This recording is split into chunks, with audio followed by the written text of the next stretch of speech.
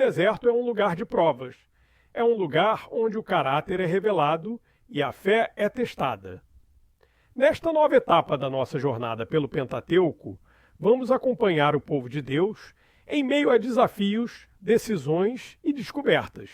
Bem-vindo ao livro de Números, uma história de advertências, mas também de promessas.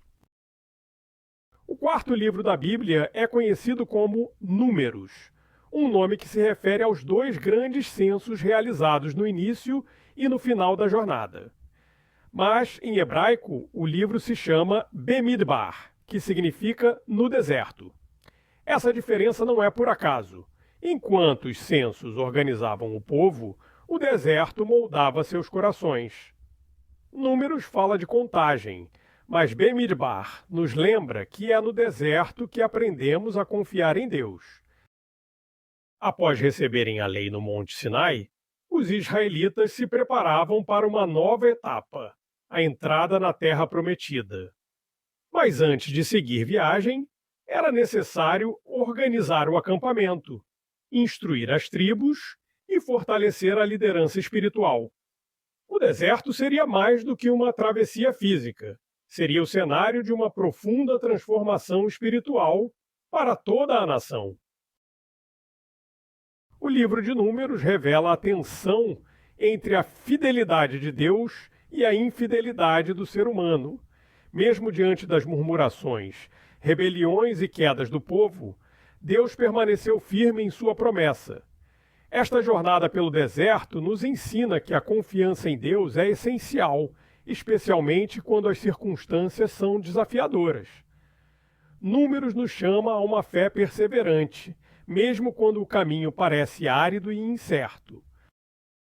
Antes de iniciar a jornada rumo a Canaã, Deus ordenou que Moisés realizasse um censo de todo o povo. Cada tribo foi contada, cada família registrada. O censo não era apenas uma questão administrativa, era um lembrete de que Deus conhece cada um pelo nome e valoriza cada vida dentro da comunidade. Organizados em torno do tabernáculo, o povo estava pronto para marchar sob a liderança do Senhor. Com as tribos organizadas e cada função estabelecida, o povo de Israel se preparava para deixar o Sinai. Deus orientou que a jornada seria guiada pela sua presença, uma nuvem durante o dia e uma coluna de fogo durante a noite. Sempre que a nuvem se movia, o povo partia. Quando ela parava, eles armavam o acampamento. Era uma caminhada de dependência total do Senhor. Logo no início da jornada, surgiram as primeiras murmurações. Insatisfeitos com o maná que Deus providenciava diariamente, muitos começaram a se queixar e a lembrar, com saudade, das comidas do Egito. A ingratidão se espalhou como uma praga entre o povo, enfraquecendo a fé e a unidade. Esse descontentamento não era apenas sobre comida. Revelava um coração que não confiava plenamente em Deus. Até mesmo entre os líderes houve rebeldia. Miriam e Arão, irmãos de Moisés, questionaram sua autoridade, movidos pela inveja e pelo orgulho. Mas Deus interveio, deixando claro que havia escolhido Moisés de maneira especial. Como sinal de disciplina, Miriam foi atingida por lepra e precisou ser isolada do acampamento. Uma lição severa sobre a importância da humildade e do respeito à liderança designada por Deus. Chegando às fronteiras de Canaã, Moisés enviou 12 espias para explorarem a terra prometida. Após 40 dias de missão, eles retornaram trazendo frutos abundantes, uma prova da fertilidade da terra. Mas 10 dos espias trouxeram também um relatório de medo, focando nos gigantes e nas dificuldades. Apenas Josué e Calebe confiaram na promessa de Deus e encorajaram o povo a avançar, certos de que o Senhor os daria vitória. Diante do relato dos espias, o povo se deixou dominar pelo medo. Em desespero, clamaram por um novo líder que os conduzisse de volta ao Egito, rejeitando o plano de Deus. Com o coração endurecido, eles se rebelaram contra Moisés, contra Arão e, acima de tudo, contra o próprio Senhor. Como consequência, Deus decretou que aquela geração infiel vagaria no deserto por 40 anos até que uma nova geração se levantasse em fé. Mesmo após tantas advertências, surgiram novas rebeliões.